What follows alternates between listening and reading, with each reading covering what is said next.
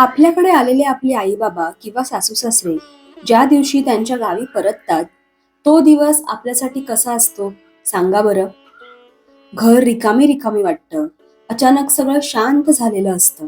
टीव्हीचा तो मोठा आवाज घरात घुमत नाही आणि गप्पांचा सूरही थांबतो.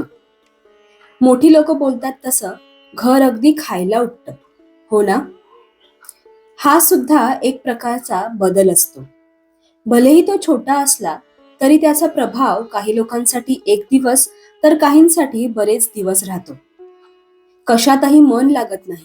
जेवणाच्या वेळा ज्या फिक्स झालेल्या असतात त्या त्या वेळी आठवण येते आणि एकंदरीतच स्वतःच्या रुटीन लाईफ मध्ये परत यायला वेळ लागतो.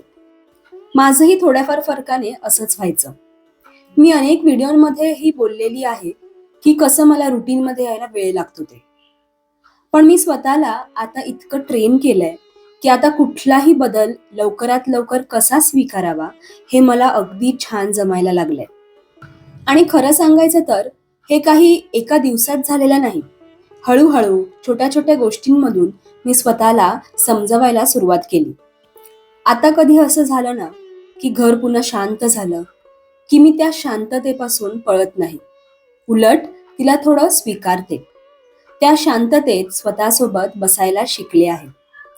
पूर्वी ज्या गोष्टी खटकायच्या त्याच गोष्टी आता जाणीव करून देतात की आपल्याला किती छान क्षण मिळाले होते आणि तेच क्षण आठवून मन पुन्हा भरून येतं, पण यावेळी थोड्या समाधानाने. रुटीन मध्ये परत यायला मी आता स्वतःवर जबरदस्ती करत नाही. थोडा वेळ देते मनाला, शरीराला. हळूहळू पुन्हा सगळं आपल्या जागेवर येतं.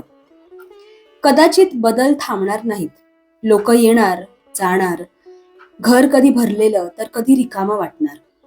पण त्या सगळ्यात स्वतःला हरवून न देता प्रत्येक टप्पा स्वीकारायला शिकलं की सगळं थोडं सोपं होतं. आणि कदाचित हाच आपल्या मोठं होण्याचा एक भाग असावा.